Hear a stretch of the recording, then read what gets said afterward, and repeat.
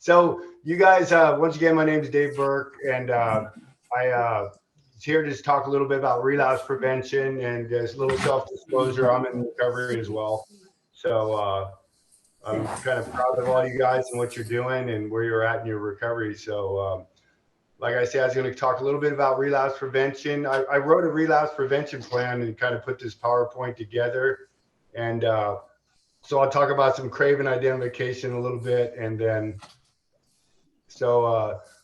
pretty much, it's just going to be some of the objectives is be learning about addiction and understanding what drugs are and how they work and how to manage cravings.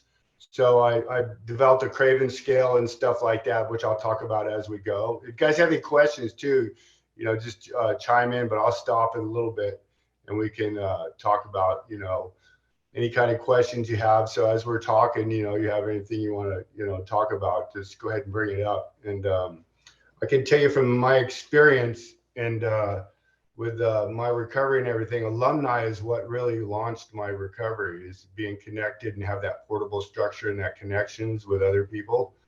And, it made me feel a little bit more comfortable my first year in recovery. So once again, proud of you guys to be participating. So some of the things that we learn about is how to identify high risk situations that might affect your addiction and build avoidance strategies for your relapse, kind of like plan the plan, of kind of, if you guys are going to be doing something, and going to a place that feels uncomfortable or, it's a high risk situation, you might come up with some coping skills and some people use trigger cards. There's all kinds of ways, they have reframing tools to come out with 3 different ways to approach it. You have the best one, and the other 2 you can always fall back on. So it's good for self-esteem too. And so basically, a drug is a pleasure system. It affects our pleasure system. As we use it, we deplete our dopamine. So basically, our system, we build a tolerance of it, activates, the pathways in our brain associated with our feeling, our well-being, our pleasure.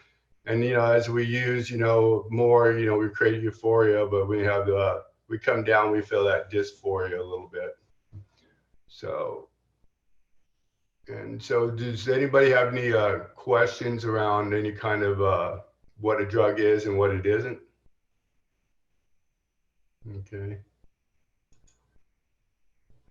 So some of the definitions of an addiction is like we have that compulsion to use.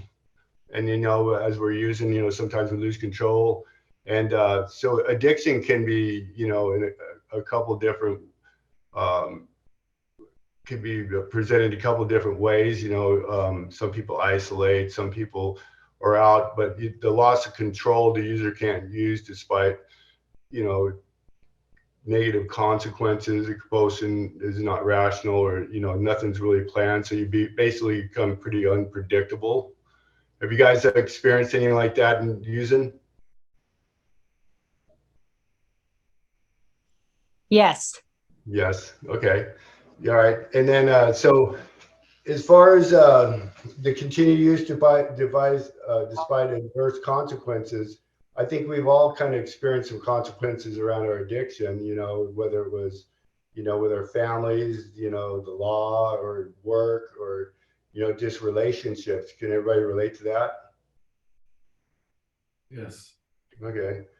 All right. So, when it comes to craving, the craving and the daily symptoms of the disease, the psychological, the pre-contemplation and getting to using the drug, it's almost like that psychological getting, prepared to use it and stuff. So like in early recovery and everything, sometimes, it feels uncomfortable doing the right thing as you're kind of experiencing a new way of life as far as in recovery. With the craving and the dysphoric, sometimes it could feel very agitating, and we kind of could be our worst critic sometimes, when we're craving. And so that's why the importance of a really really comprehensive detox is very important. So some of the things that, we experience is, denial, uh, under the pressure of intense craving, temporarily blinded to the risk of consequences. That means, we'll go to any length to get our drug. So as far as the tolerance and the neuroadaptation, the brain responses over the stimulations from the drug. And does everybody kind of relate to what the tolerance and withdrawal symptoms, kind of like, it's like the foundation of your recovery. So the brain decreases in sensitivity and unresponsive. So basically your prefrontal lobes and everything, your pleasure system kind of gets depleted, and you kind of become deaf to pleasure, on some points in over the time, which I developed a scale after this slide, is that it produces, the reward system, it compromises it, and the brain adapts, and the neurotransmitters, you deplete a lot of the dopamine. So, even your serotonin, you have that homeostasis in your body that comes unbalanced. And so that's why the importance of a good withdrawal, healthy diet after treatment, maybe some exercise and stuff like that to get the oxygen back in your blood.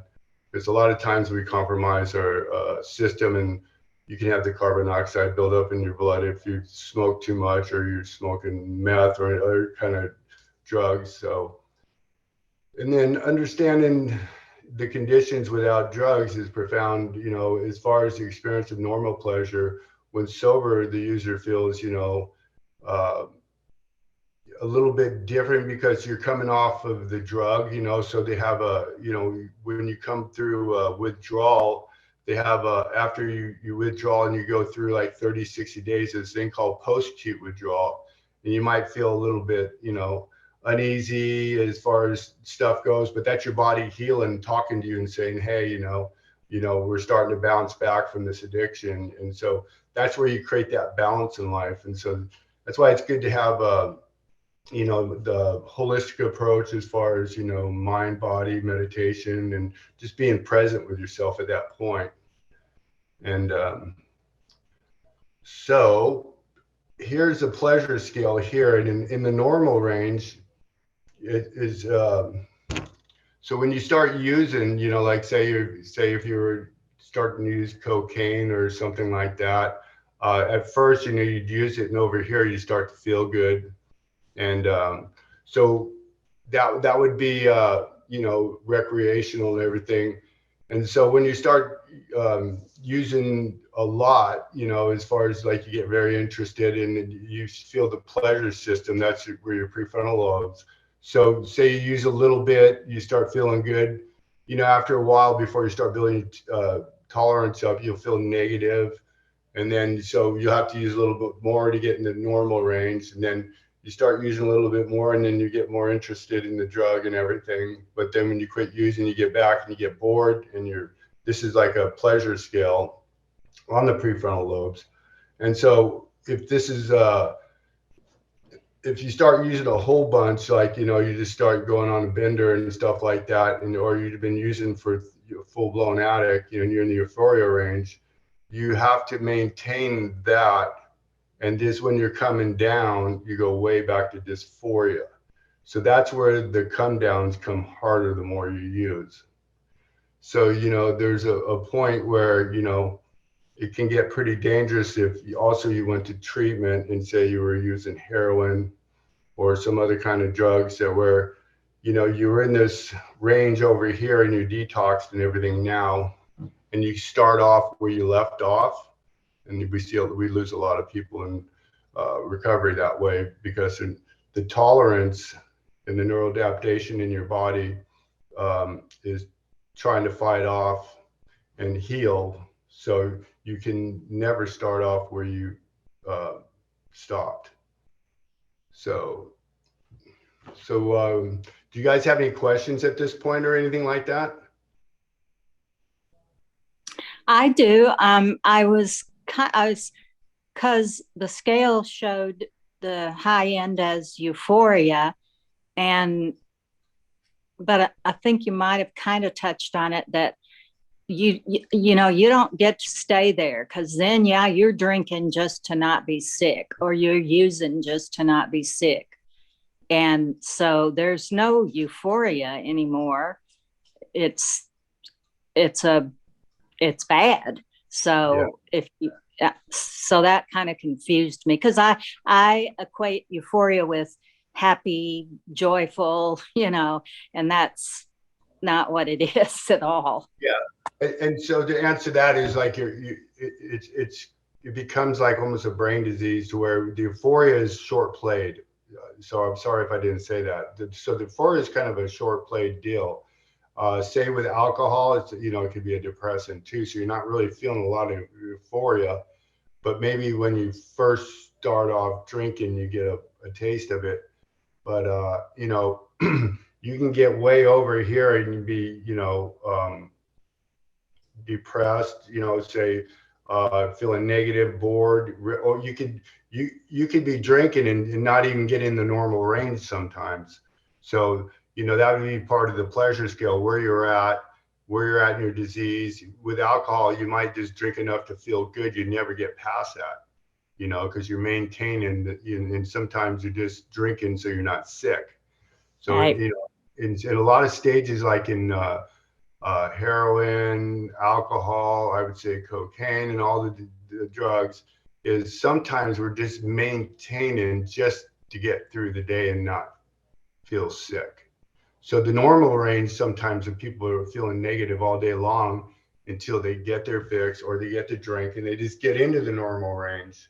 And then they get bits and pieces of feeling good, but they're back in feeling negative and bouncing back and forth. It could be because, you know, there's some other stuff going on. It could be like they're struggling with some mental health issues or maybe some grief or some trauma.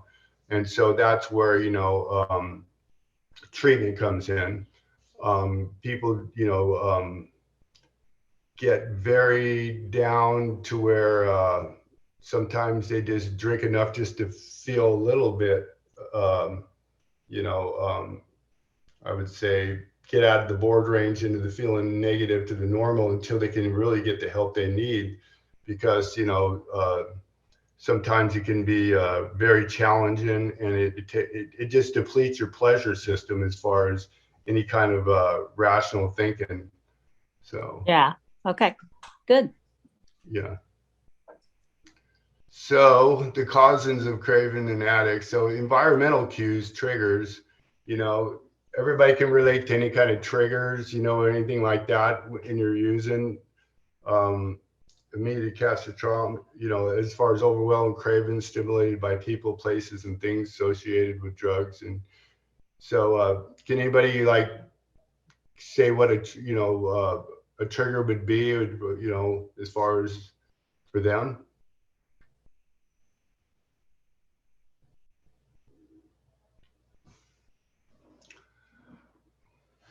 Well, a trigger could be as far as it could be simply driving to the store, going to a 7-Eleven and looking over and seeing an old friend you used to use with and just, you know, kind of role playing in your head.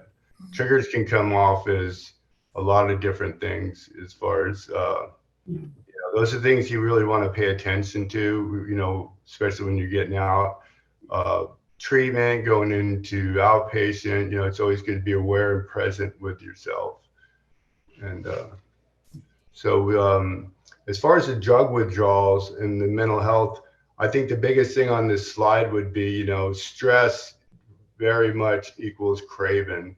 And so, you know, when we're running a lot of stress and, you know, struggling with, you know, outside issues, some things that, you know, we don't have control of, but we're trying to take control of it. You know, in treatment, you know, some of the things we want to do is really kind of control our stress because it does compromise our health as well.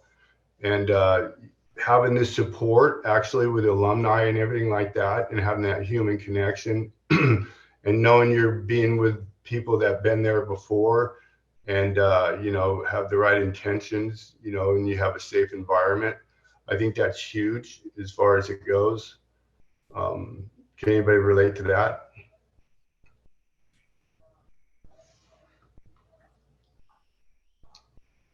No quiet.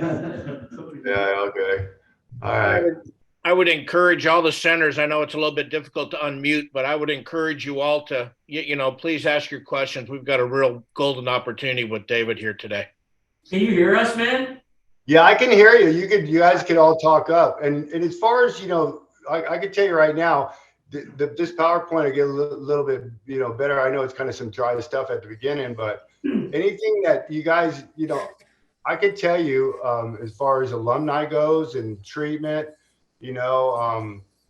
I've walked down that road. I'm still on it. My journey, I totally respect where you guys are at, and I can tell you for me, alumni treatment, aftercare, and my journey in school and doing everything I've done, and from especially where I've come from, the stressors, anything else you have as far as motivational enhancement, having a driven purpose life, and a lot of motivational enhancement and stuff like that. That's what really brought me really far in my recovery to where, I got to do some things I never thought I could accomplish, and that's what recovery is all about. But there were people there before me that were there, and I looked up to them, not for guidance. It's just like, oh, wow, it worked for him. It might work for me. And all I have to do is stay clean and sober one more day to figure it out. And one more day turned into a year. So that's kind of what recovery is. And, even when I started New Start Recovery Solutions, or I was doing interventions and doing stuff for families and stuff like that, is, it's a healing process. But not only that, is the quality of life that you get out of it. And like for mothers, they're secure in their recovery. It takes away the insecurities of their families, their babies, and their kids. And so the whole family dynamic comes together, which is pretty cool. So, that's, I can tell you from life experience, even you guys could definitely stay focused. You ever have any questions right now, just go ahead and talk. All right, this is Beth from Concord. I got a question for you. Okay. What was, if you can recall, what was your biggest surprise trigger?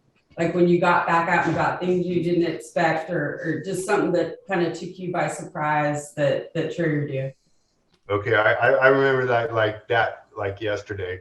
So when I got out of treatment, I went, and I did only go for 30 days, but then I stayed plugged into alumni and aftercare and all this other stuff for like years.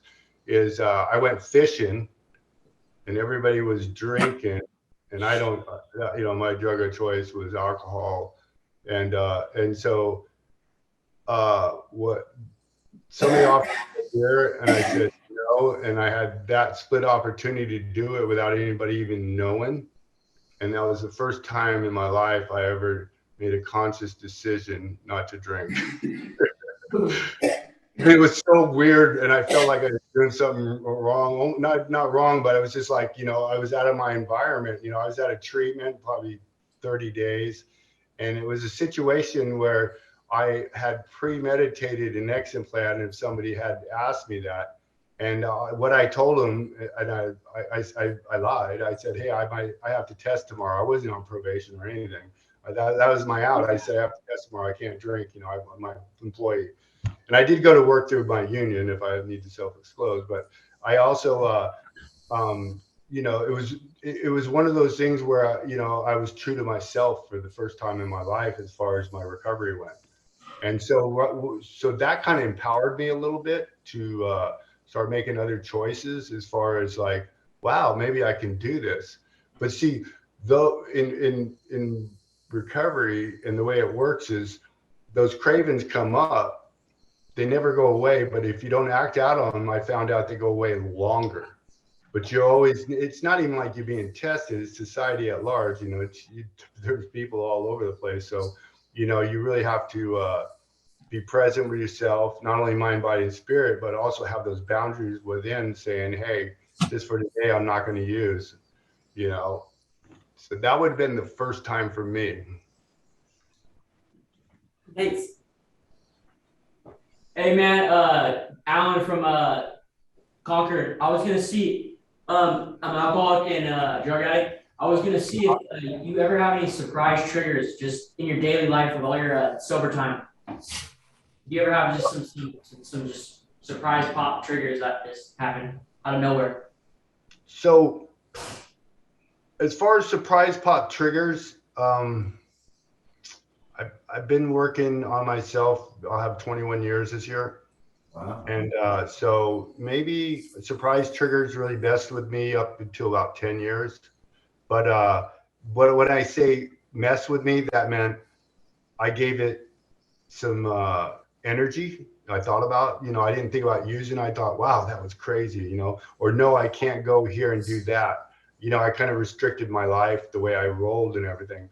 But one of the biggest surprise triggers for me personally is being around negative people, to tell you the truth, and people that don't respect the process that I'm trying to go through in my life, as far as, and, you can love people from a distance. I found that out, and so, even, family, I have, a big family, and some people, I can take in little increments, as far as it goes.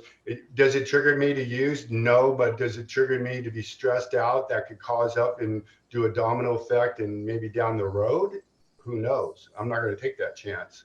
So, I keep my circle pretty tight. I'm not in, I don't, I'm all over the place. Actually, I travel a lot and I do a lot of things. So I had to reprogram the way I did stuff, as far as like, talking to people, changing my environment, maybe some of the things I did, challenge myself more to be in a situation where I'm accomplishing a little bit more, and always having a goal, but not only having a goal, having a target date with that goal. So it's just not something I'm always working on. But what's going to really help everybody out, which helped me out the most, is having a mentor, and not just a sponsor. If I have a goal or something like that, I just dig into the people sometimes, that wrote the book, or, at least are doing the right thing for the right reason, because it's the right thing to do. If you just did that, everything kind of does fall into place, I found out, So, I went from, maybe my family didn't want me around, to helping everybody out years later and stuff like that. But, it's a process, but it's kind of like something where, those triggers, when they happen, you just have to, it's such a cliche, this soon will pass, but you just have to tell yourself, I've come this far. And if you don't act out on it, I can tell you right now, it goes away. It just feels like you're in it, you're sinking, but you're not, It's kind of one of those things, if you struggle with anxiety, if you walk through those fears, but you talk about them, don't suffer in silence. I work with a lot of professionals, and, some of the things we talk about, and then, it's just, I work with homeless vets. I work with everybody you can imagine. And it's that communication. It's like saying, hey, this is what I'm feeling. This is what I'm going through. It's sharing that, not isolating and just letting it build up. So, there's a lot of love goes a long ways. And in recovery, for me, I always thought recovery would be, I have to sit in the AA room, because I was really doing all these things, and what it is, it's just about achieving a good quality of life for you and your loved ones. And maybe, telling yourself, I'm worth having a good life. And, if you just do the right thing, like I say, for the right reason, everything falls into place. But you can't forget about yourself on the way when you're in recovery, because it's kind of, like if there's school you wanted to go to, if there's anything, any kind of passions or dreams you had, pick one out, to see what that looks like. Don't jump into it by yourself. Get a mentor, sit down with somebody, come up with an action plan. And then, it's kind of exciting when you start accomplishing stuff, to where you can not only empower yourself, it's just, it makes everything else, your kids, your good role model and stuff like that. I've had the blessing where my kids never seen me loaded. You know, that was a big factor in my life. That was a trigger, internal one for me, not the, you know, because, you know, I had lost my father to the disease, and it was pretty tragic and stuff. So I didn't want that for my kids. So I did everything in my world. So at first 6 months, that became like some stress and pressure for me to stay clean and sober.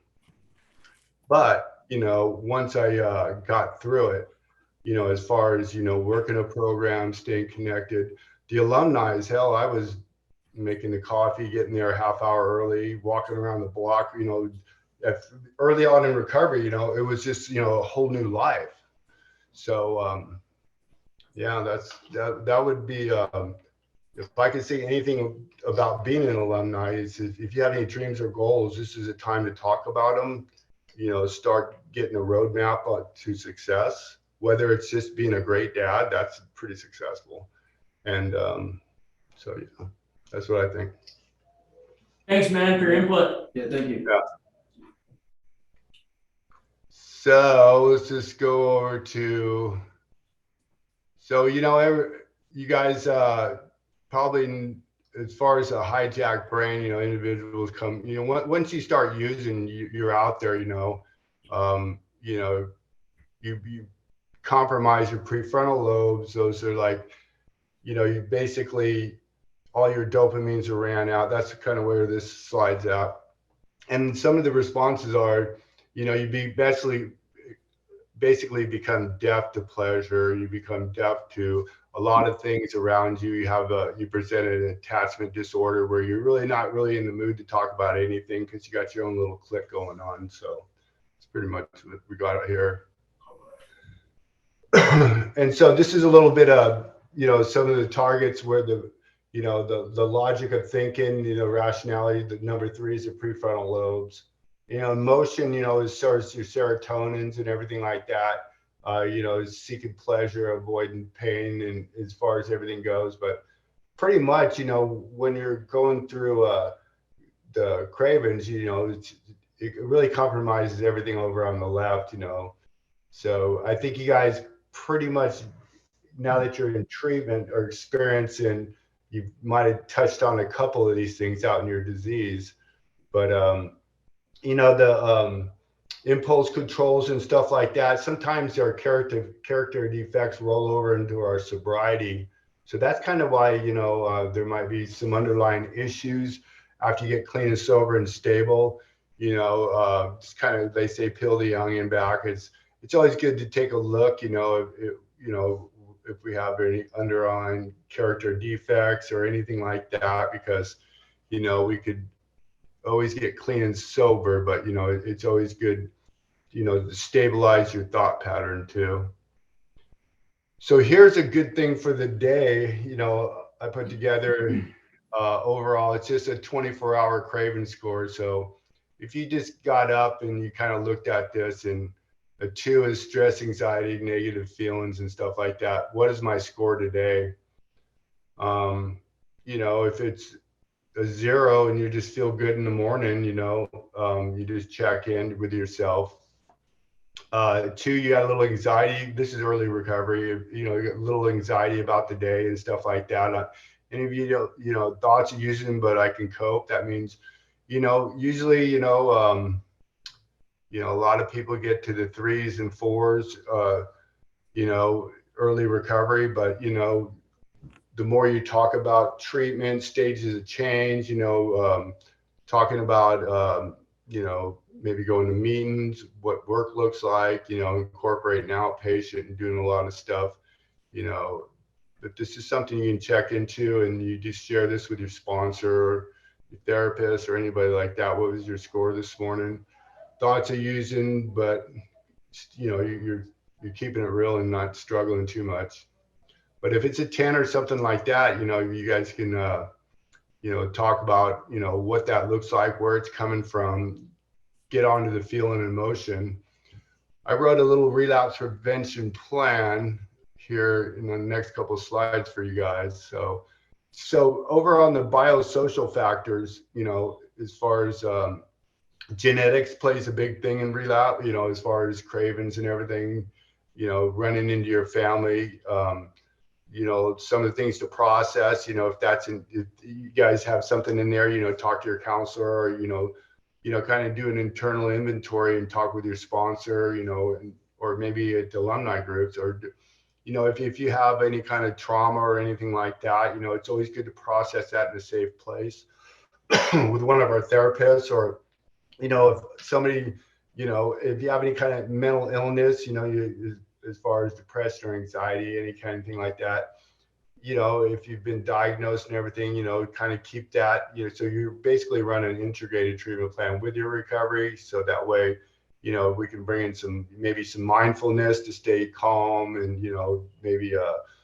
bring in some stuff. You guys do anything right now in recovery that kind of keeps you like play baseball, badminton, or, you know, anything like that you guys would like to do?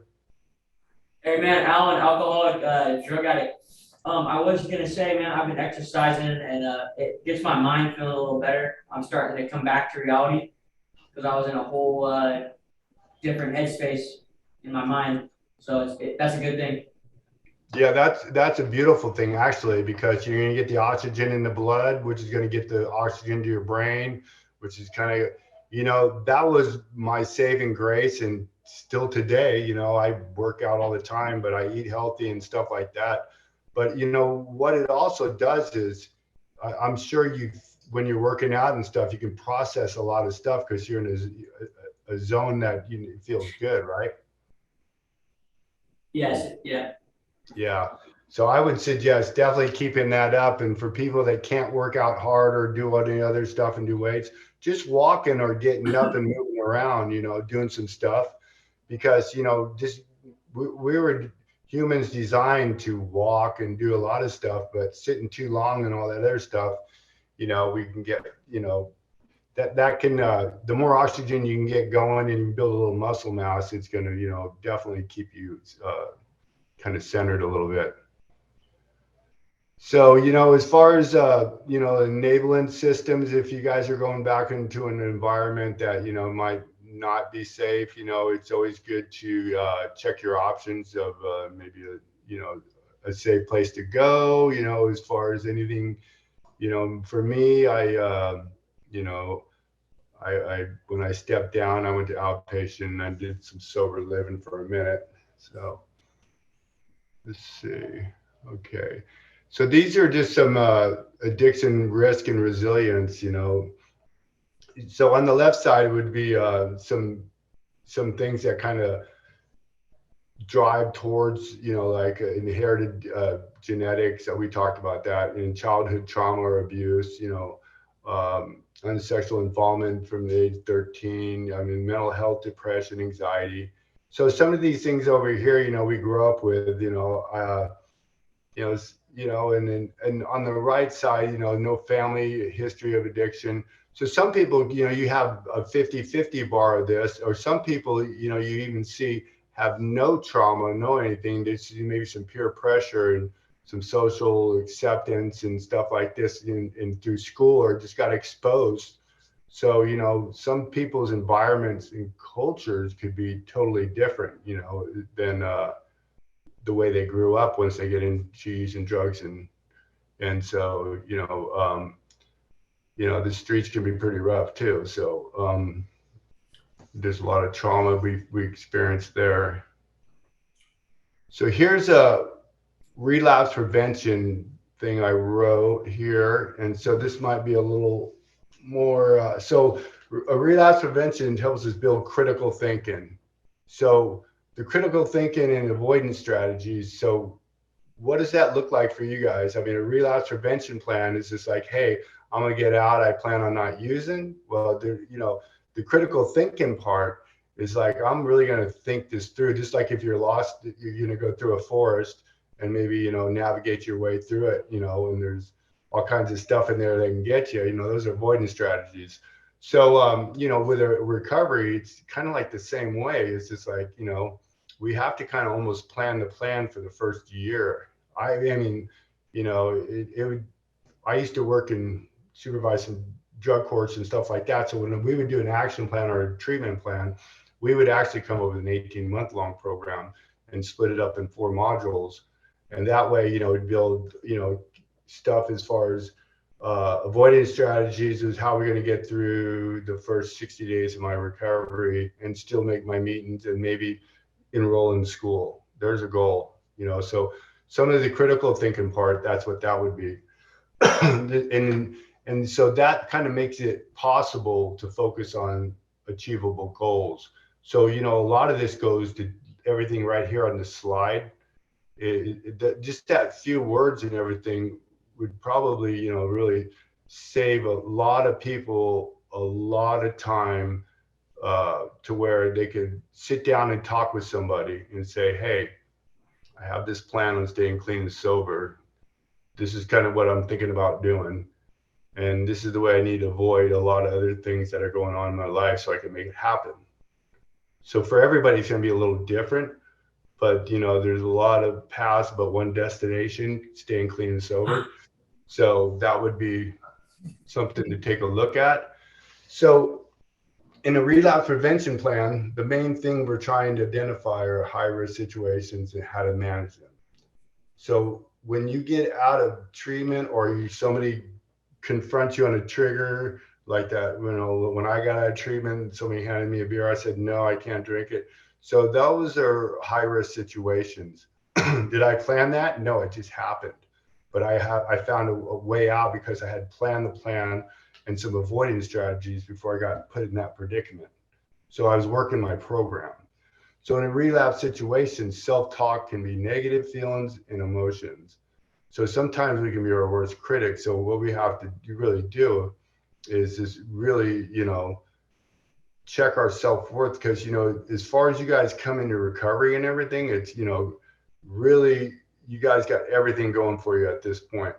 And so, all that negative and self-talk, just there's so many good things that you guys are doing. So it's important to remember with the relapse prevention plan, you don't have to relapse to work it. Okay. So that's the biggest thing I would take away from anything is I'm always on a relapse prevention plan. My daily check-in, I still meditate and work out and do a lot of stuff, but a relapse prevention plan also, when you're journaling and stuff, once you start journaling and a bunch of other stuff like that, you're going to really recognize, if you go back, like for me, my first 60 days in recovery, I journaled every day. And then I went back and read it and went, wow, I could have did that different. That was different. I could have done that different. And so, even when you become successful in life, most successful people journal a daily schedule, calendar, and have, a quarterly reviews and all this other stuff they do. So that's the same thing of journaling in early recovery. Actually, it's just kind of growing in your recovery and being successful and doing something down the road. So you never stop journaling, to tell you the truth. I didn't. And then, so with the relapse prevention desires, what are my intentions for the day? So that if you just wake up in the morning, you're clean and sober, and you just said to yourself, what are my intentions for today? This is what I did. So I just kind of put this together for you guys. What do I plan on getting out of this day? So you're already ahead of the game. You're clean and sober. Then you ask yourself your urges. Am I craving my substance of choice? That goes back to that scale. Is my schedule today manageable enough to keep my stress level low? If you start your day off stressed out, you're going to have a bad day, or you're going to be, trying to repair it all day long. So do I plan on doing anything that would sabotage my recovery or my goals in my treatment plan? So that's really huge there.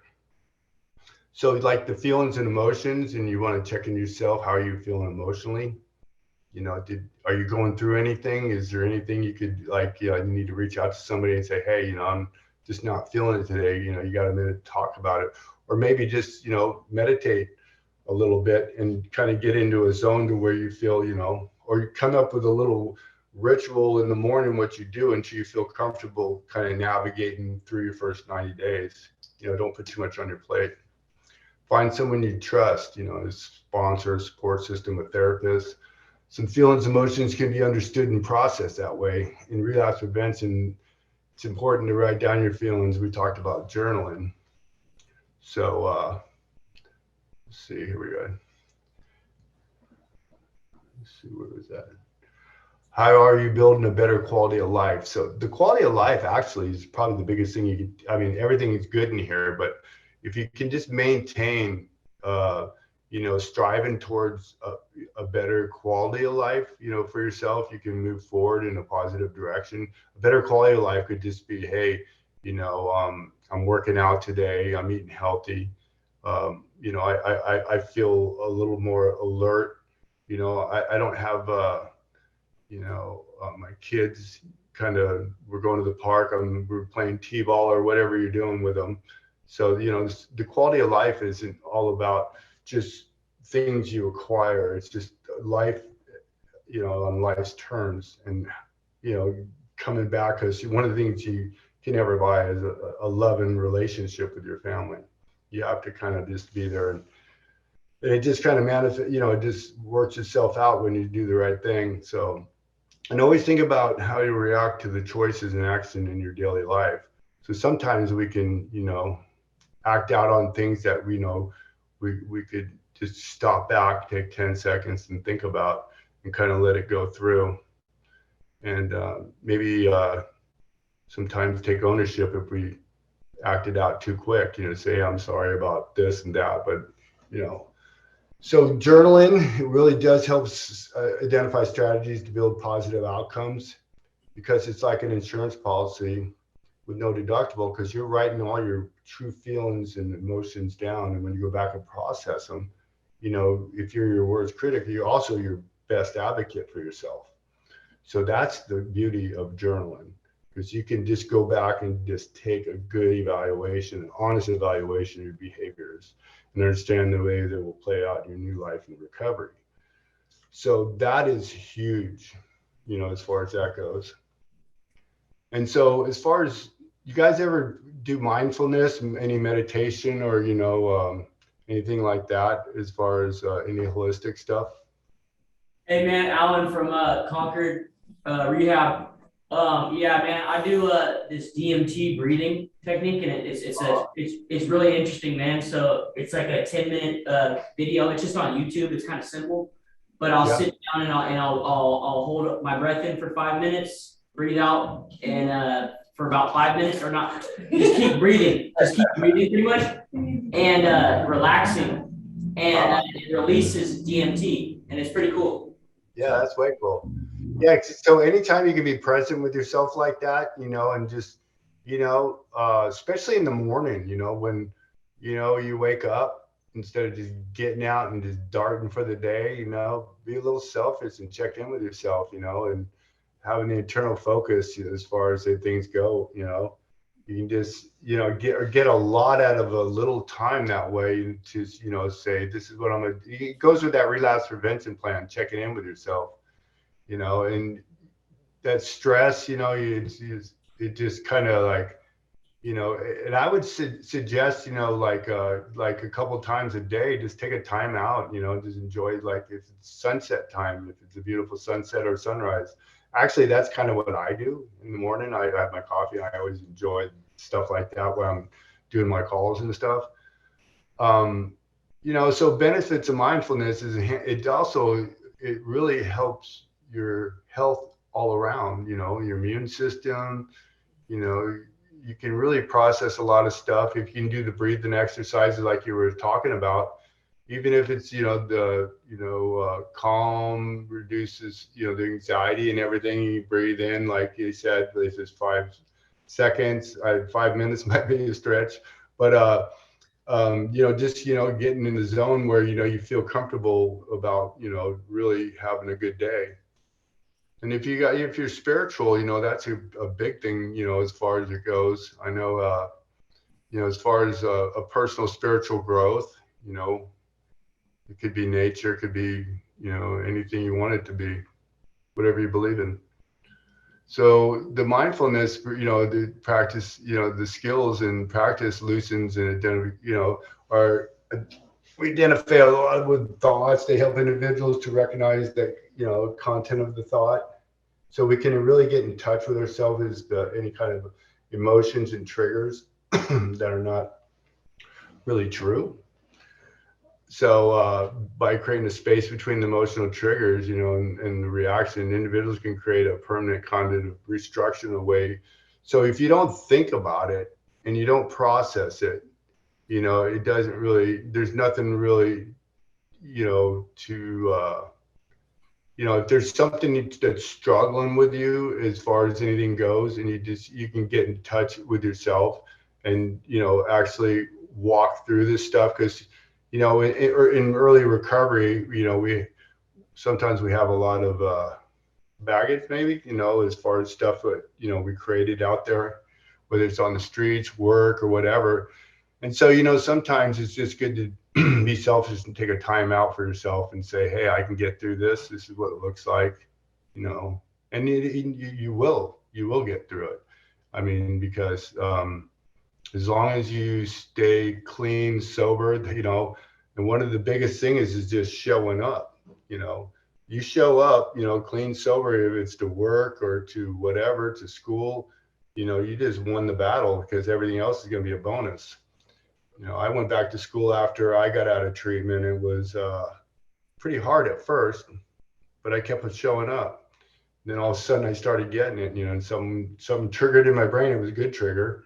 And it was some pathways I must have built up because I started, comprehending stuff. So, it does work, but, it did come with eating healthy and working out and staying, in safe environments, not putting myself in, that was working the relapse prevention plan.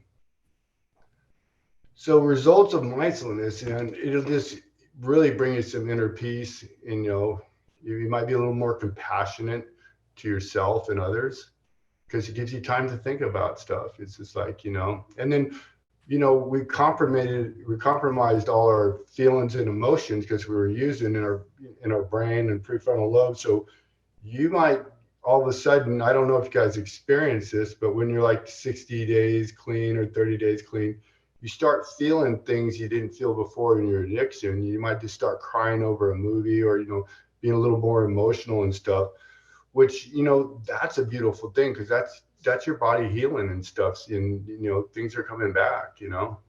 So you guys ever experience anything like that, a little more kind of emotional or anything like that? Yeah, I definitely have. My name is Lexi. I think I've been more since I've been here almost 30 days, and at New Start in Concord. And Okay. at first, it was really hard to feel my emotions, and they made me like have cravings, and I had a lot of anger, and I wanted to leave. And I think now it's like I'm getting a lot more comfortable, going to my therapist, and to talking about triggers. And now, since I've gone through some of those early days here, it's like become more like a easy practice to like go through my emotions, feel them, and not have cravings now, which is like a big deal, because I thought that would take a lot longer than just 30 days to be able to feel, not want to run to go use. Yeah, and you should be very proud of yourself for putting it out and walking through all that, because that is going to be a lot of growth there. I would maybe, if you get it to where you start feeling it, sometimes you write it down, and it's just it puts it's like, because the thing about, I found out when I was feeling all this in early recovery, when I was writing it down and journaling, because you remember, I don't know about you guys, but for myself, I don't remember everything I'm thinking throughout the day. With my early recovery and stuff. So I was feeling all these emotions and all this other stuff and everything. So I did take the advice, and I was like, my 6th day in recovery, I started writing all this stuff down. And then I wouldn't read it for 30 days, and I'd go back and read it, and I'd go, oh, and I would look at it and go, how did I get through that? Because I was going through some stuff. I mean, we all go through some stuff. That's why we go to treatment. And I was reading that, and then so it gave me a little launching pad for the next 60 days. So, wow, I got through that because of all that. And so I was just kind of creating a safe space for my thoughts to get through the day and stuff like that. So if that made any sense, it does really work. So you should be proud of yourself. Thank you. And so, you know, go ahead. I'm an alcoholic addict. Yeah, man. You know, the emotions really start to kick in. Yeah, I was about 4 days sober back before I relapsed again. I went to this AA meeting and this guy was, you know, we were going around. Everybody was speaking and everything. And the lady that had her, you know, her life story going down, she picked on me. She kind of just said, "Anybody want to speak?" And my name popped up, and she said my first and last name. And then I started, you know, talking to her and telling her about my addiction and, you know, the whole life story little thing, and it was tearing up, you know. And I'm, you know, I'm a man. I don't really show my emotions like that, but I was tearing up a little bit, and it's really rare. And then the guy said, he was like, "You know what, man? We all been there. It's because you're facing the truth that you're, you know, you're tearing up like that a little bit. You know, I wasn't crying, but a little bit of, you know, my eyes were getting a little glassy. So." Yeah. And I truly believe, I mean, I was, for myself, I'll just speak for myself. I was so damaged and tore up and I had so much stuff I was grieving, is that when I was crying, it was almost like cleansing my soul, you know, and I would replace it with everyone like you guys I was surrounded by, and I would get the process with it because, you know, that was my family actually.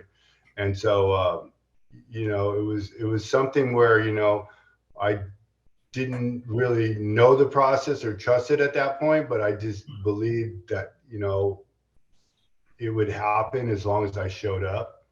And, you know, one day turned into 2 days. And I can remember that I got my 30-day chip and then I got a 60-day chip. I had thought I won the lotto. I couldn't believe I stayed clean that long, right? And so, you know, after that, I was like really empowered. But it was like letting, like in your situation, nobody can take your joy away from you unless you give it away. So just remember that, you know, because, you know, you deserve that seat in recovery just as much as anybody else. And that's, you know, so, but yeah, so, and the mindfulness as far as it helping your recovery, you know, like I hit on a lot of this, the awareness, the impulsiveness, you know, because when you're present with yourself, you're not so impulsive. It's almost like, okay, I'm good. You know, I'm not going to really, like if somebody pushes one of your buttons, you might have a little bit more control, you know, because, you know, we're not all well and wonderful as soon as we walk out of treatment. So. Thank you, man. Yeah. So, you know, basically what we learn, we practice. I mean, I did a lot of stuff with, you know, I don't know. There's some good books like Ernie Larson. You know, if you guys ever want to read some good books, you know, he's got a quote: "What we learn, we practice. What we practice, become. What we become has consequences. They can be good and bad. You know, everybody thinks you know, so you know, it's kind of what we drive ourselves to do, and I wrote this relapse prevention thing. You guys can take it for what you want, you know, but this is something just kind of look at every day if you want to, or just read it when you want. You know, check in with yourself and your sponsor, or you just check in yourself and your therapist or your best friend who's clean and sober, or somebody that's really got your back, you know, and, you know, find someone you trust and you process, you know, some of the things about the day, you know, and if you're having a bad day, you know, it just means you're having a bad day. You can always start your day over. That's what I had to learn. You know, sometimes, you know, I would have to start my day over at lunchtime because, you know, I had a bad morning. The bad morning could just be something that, you know, triggered me or whatever like that, or something I thought I could control, but you know, it was something, you know, early recovery, you know, you'll have your good days and bad days, but don't let it, you know, it's not worth picking up over. Yeah. So you guys got any questions about anything, or, you know, as far as your recovery goes, you guys, you know, you've been in treatment a little bit. You guys got any, like, can anybody share like what their plan is when they get out? Are you guys going to kind of, you know, keep on working and stay connected alumni, go to outpatient, you know, any goals? Yes. Nina from Concord. I'm probably gonna go to An SLE, if not, head to the domiciliary at one of the nearest VAs.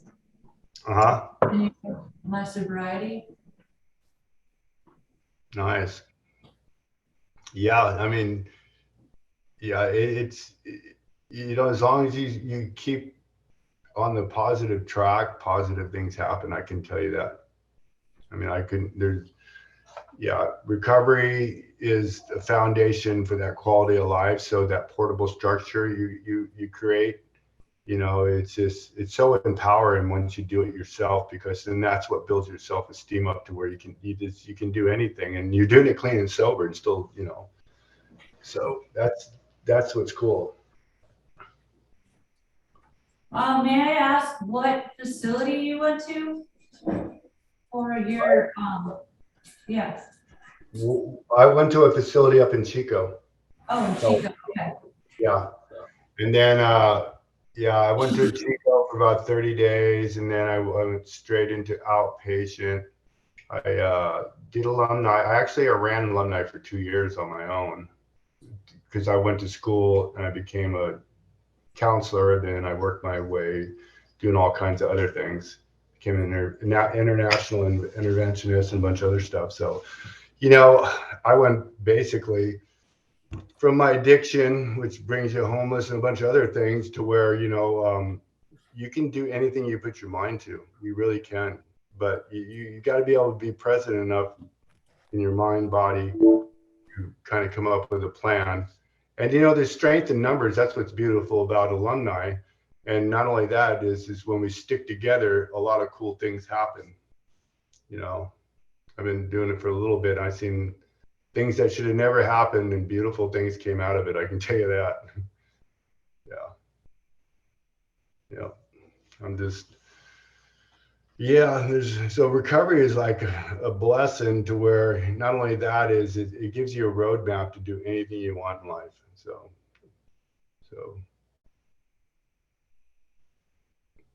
you guys got any questions or anything like that, or you can ask me anything you want. Monterey's good. Thank you very much. That was wonderful. Have a blessed evening. All right. David, this is John. I have a quick question for you, if I might. Okay. So when you think back in the inpatient treatment that you had, given the years that you've gone through now and the success you've had, looking back, is there anything in particular that you wish you'd have done differently while you were in treatment at a facility? Yeah, I do. I wish I had more funding to stay longer. I mean, I wish I could have stayed longer. You know, I think when I was in treatment, you know, I was just starting to work a program and getting honest with myself. It took me like it took a minute, to where, you know, I really started going, okay, I can do this. And then, you know, about that time, it was time for me to leave. And so that was a big fear for me. And then, so I got plugged into the outpatient, and I got plugged into the alumni. And then I went back to work, but real soon I went to school. But that was because when I was in, the reason why I went to school is when I was in outpatient, I had a really good counselor and everything. And I was thinking, wow, what a cool job, right? And it's not cut out for everybody. And so I started doing that. And then I went further along, got my criminal justice degree. And so it was just a situation where I just had to stay plugged in for myself in something positive to stay out of the negative, if that makes any sense. So the 30 days gave me enough clarity to say, hey, I'm going to die if I don't do something different, you know, because once in my life, I started feeling the emotions and that love in my heart that was kind of like missing.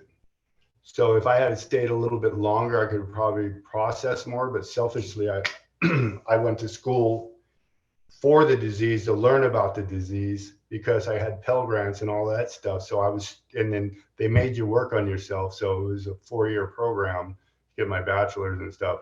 And so basically I was in treatment for the next 4 years, going to school, working on myself, learning about, you know, dialectical behavioral therapy, all these little things that nuances that we use in treatment. And so, you know, I just leaned on the people that been there before and did stuff like that. But, you know, if you're only there for, you know, 30 days or, you know, 60 days, I recommend diving straight into some treatment or finding some good people that, you know, you can trust and you can share your feelings and emotions with.